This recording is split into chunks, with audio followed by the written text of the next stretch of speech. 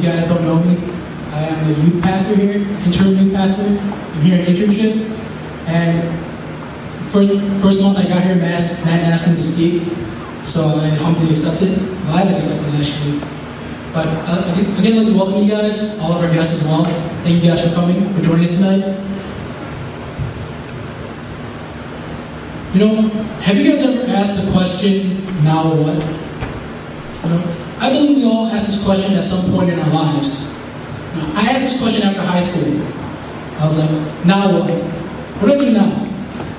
It's either I go to get a job, buy everything I want, or go to college and live on ramen noodles and rice for 4 years, right?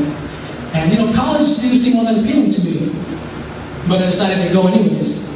And once I got into college, I asked that question again, now what? What do I major in? Computers? Music? Mechanical engineering? Pre-med? I did all of that. Architecture? I switched back and forth. I didn't know what to do. Now what? When I gave my life back to Christ 2 years ago, I asked that same question. Now what? What do I do now? Do I continue with my old plans, you know?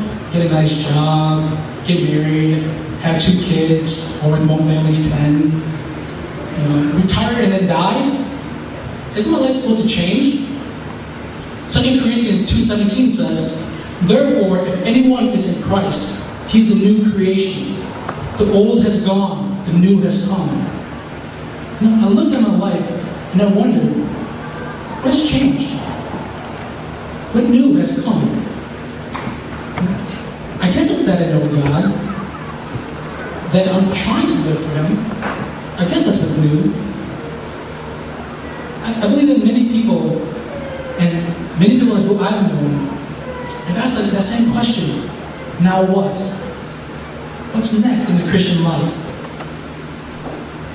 John chapter 8, verse 12 says, when Jesus spoke again to the people, He said, I am the light of the world.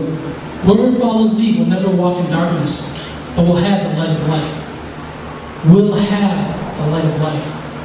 We have that light of life. This is why in Matthew chapter 5, verses 14 to 16, Jesus says, you are the light of the world. A city on a hill cannot be hidden.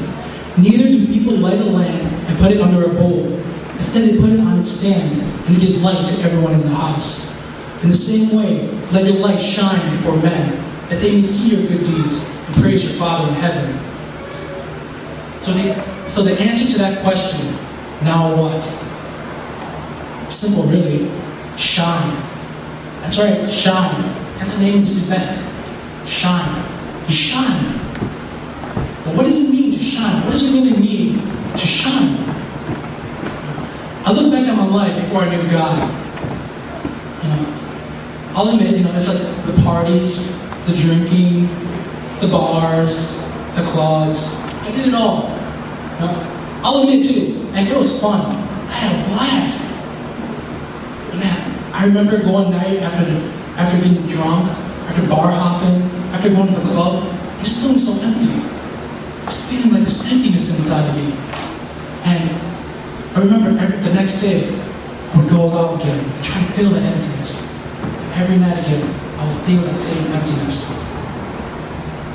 I remember one night I was out at one of my buddy's houses and I was passing drinks around.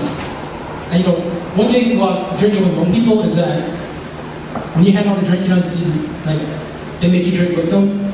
And I ended up drinking like half of those really huge liquor bottles, like that big. And I remember I was sitting there 1 minute, we were just hanging out, we were just talking, and then boom, blackout. I don't remember at all for the rest of the night what I did. I don't remember what I said. I don't remember where I went. All I remember is the next thing I remember was I was in the bathroom, pushing my sister's boyfriend out of the way while he was peeing so I could throw up.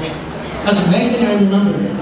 And I just remember the next day just waking up, oh man, I had the worst hangover. And I sat there and thought, is this it? Is this all there is to life? Just to sit there and waste my life away every night, coming back with the same empty feeling? And I asked that for a while, for a long while actually. Amidst all the parties, amidst all the drinking. And again, I still did it because it was the only thing that brought me joy. It's the only thing in my life I knew to fulfill that emptiness, even for a while. Then the greatest thing happened in my life. God came and met me in my bedroom one night as I was praying. The life I led with no fulfillment, no purpose, God came in and gave me all the answers that I needed. He came in and filled that emptiness in my life, in my heart. He reminded me that all of that was given to me through His Son, Jesus Christ. That Jesus Christ came down onto the earth for this very purpose. To fill our lives. To be the light when we walk in darkness. To give us that hope. To be that light. And to be that guide for us. We have that same light of life. Because we have it, just like how Jesus came into our lives and shined into our lives, we go out and shine into the light of others. We shine our light into the world of others, into their darkness. But, in order for us to actually shine, in order for us to actually go out and do that, we need to get out of our Christian bubble. Do you guys know what the Christian bubble is? What is the Christian bubble? I call it the Christian bubble because it's when we enclose ourselves among our Christian friends. It's a natural human tendency to be around people who are like us. And I just knocked out the power. Alright. It's the natural human tendency to be around people like us. Like, you walk in the street and you look at anybody, you simply look at their skin color, and you will know the majority of your friends. That's just how we are. Christianity is the same way. We don't feel comfortable being around non-Christians. I'll admit it. I feel uncomfortable being around my non-Christian friends. It's uncomfortable for me because a lot of their views, a lot of what they say is very different from how I see things.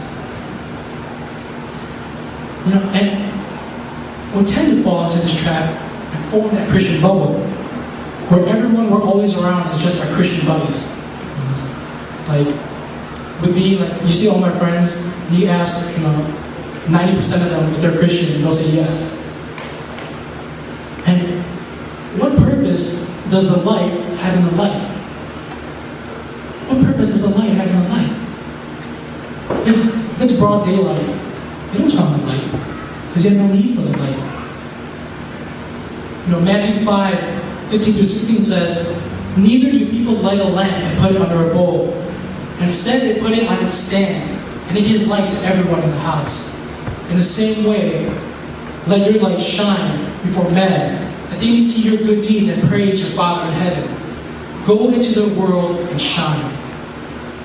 Like it says in that verse, when we have this light, we don't just put it under a bowl. We don't just hide it away.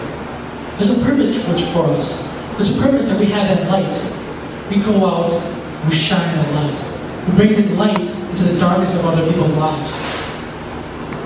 But remember this, eyes will be on you. If you light a candle in a dark room, what does everyone do? Everyone looks at that candle. Because it draws attention.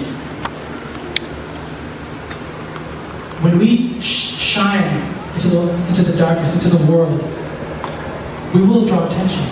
We will stand out. And that's what it means to live a life that glorifies God.